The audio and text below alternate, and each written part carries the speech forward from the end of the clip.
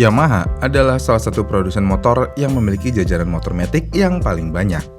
Ya, Yamaha memiliki motor yang banyak banget. Kenapa Yamaha memiliki jajaran motor yang banyak? Tentu aja agar Yamaha bisa menjangkau konsumennya lebih luas. Menariknya, Yamaha sebenarnya tidak benar-benar melakukan sesuatu yang baru untuk motor-motornya. Karena biasanya hampir keseluruhan motornya sama, cuman beda desainnya aja.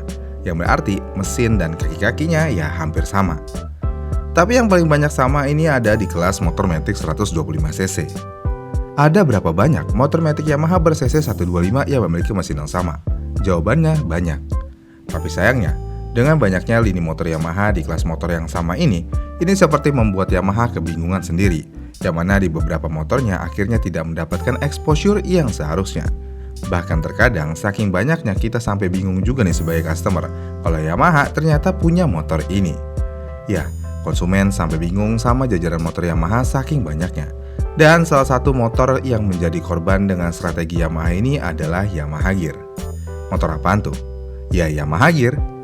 Mungkin buat yang nggak tahu, ini mungkin jajaran dari Mio. Tapi secara harfiah, Yamaha Gear berdiri sendiri tidak berdasarkan Mio. Tapi aura Mio-nya kuat banget. Kenapa hal ini bisa terjadi? Ya karena desainnya yang sekilas cukup mirip. Makanya nggak heran kalau motor ini memiliki aura yang sama dengan Mio. Tapi sayangnya, motor ini nggak laku. Pertanyaannya, kenapa Yamaha Gear 125 bisa nggak laku? Jadi, Yamaha Gear 125 diluncurkan sebagai salah satu motor matic unggulan Yamaha di Indonesia. Yamaha Gear memiliki tagline sebagai skutik multifungsi yang cocok untuk segala kebutuhan. Dengan Yamaha Gear 125, Yamaha mengharapkan kalau motor ini akan menjadi pilihan utama konsumen yang membutuhkan kendaraan untuk aktivitas harian, baik untuk keperluan pribadi maupun pengantaran barang. Namun sayangnya, realitas tidak sebaik ekspektasi yang ada. Kenapa hal ini bisa terjadi? Pertama-tama, motor ini gagal menjadi motor yang multifungsi secara luas. Karena desain dek motor ini sempit, yang pada akhirnya kurang nyaman untuk dikendarain dan dijadikan motor multifungsi. Karena ya mau bagaimanapun, dek rata sudah menjadi salah satu fitur utama yang diharapkan pengguna, terutama bagi mereka yang sering membawa barang. Jadi ya, dek luas tentu aja sudah menjadi keharusan untuk menjadi motor multifungsi, sedangkan motor ini ya sempit. Selain deknya, motor ini juga terkesan jadul, yang mana instrumennya masih analog. Saat ini, teknologi sudah menjadi salah satu aspek yang paling dipertimbangkan konsumen saat membeli motor. Dan iya, Yamaha Gear masih analog semuanya. Padahal jika dilihat di kelas yang sama, banyak motor di kelas yang sama sudah dilengkapi dengan panel instrumen digital yang memberikan kesan modern dan futuristik. Emang penting banget ya panel digital?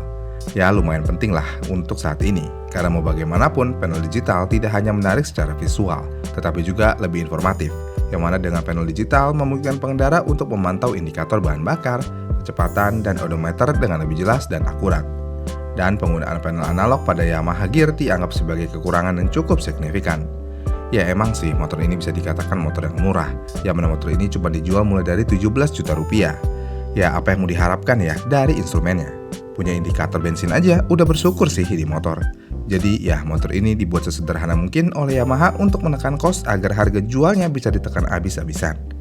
Menariknya, walaupun motor ini cukup sederhana, motor ini malah memiliki berat yang cukup berat di kelasnya. Yang mana Yamaha Gear memiliki berat di 95-96 kg. Ah itu mah masih enteng. Ya emang bener sih masih enteng buat kalian yang sudah terbiasa bawa motor. Tapi kita harus lihat sekali lagi pasarnya Yamaha Gear. Pasar Yamaha Gear sepertinya memang ditujukan untuk kaum ibu-ibu dan anak sekolah yang sudah memiliki SIM, khususnya perempuan. Yang berarti kasarnya motor ini buat motor perempuan. Kalau perempuan pengennya motor yang ringan kan? Dari penampilan Yamaha Gear sepertinya ya motor ini ringan. Tapi nyatanya penampilan Yamaha Gear cukup menipu.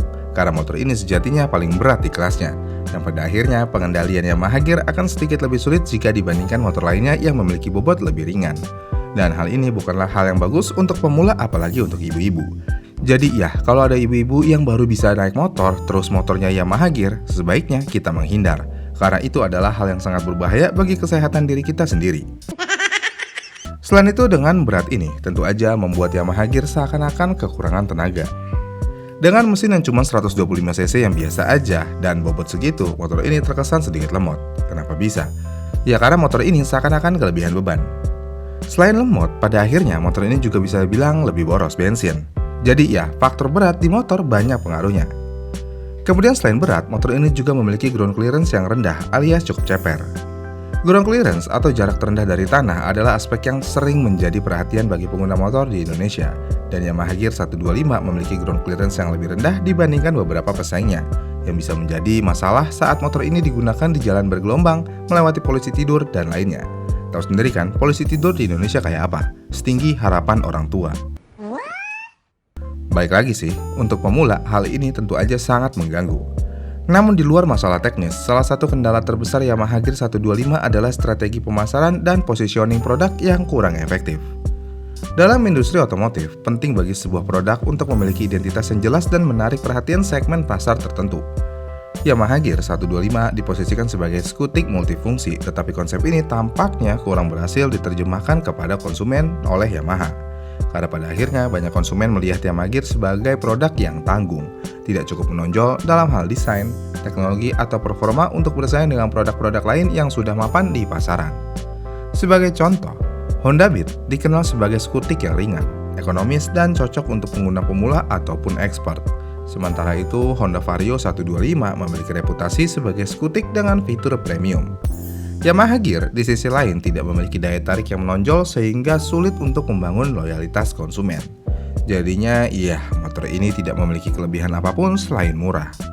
Memang, kita juga tidak bisa pungkiri bahwa pasar skuter matic di Indonesia sangat kompetitif, yang mana Yamaha Gear harus bersaing dengan sejumlah model populer dari merek lain, terutama dari Honda. Apalagi yang kita tahu dalam beberapa tahun terakhir, Honda Beat dan Honda Vario mendominasi penjualan di segmen ini, yang berarti Honda hanya meninggalkan sedikit ruang bagi model lain untuk bersinar. Yang pada akhirnya banyak motor di kelas yang sama gagal bersinar, dan salah satunya Yamaha Gear yang mana motor ini gagal bersinar.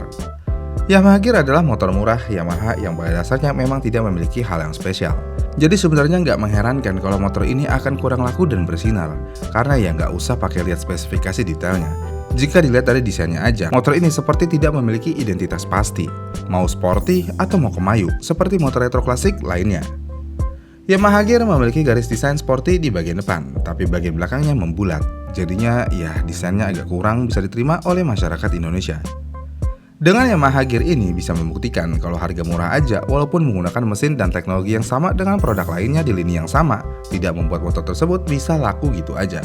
Apalagi Yamaha Gear tidak dibantu promosi sama sekali oleh Yamaha. Jadinya motor ini hanya ditawarkan ketika kalian ke dealer aja.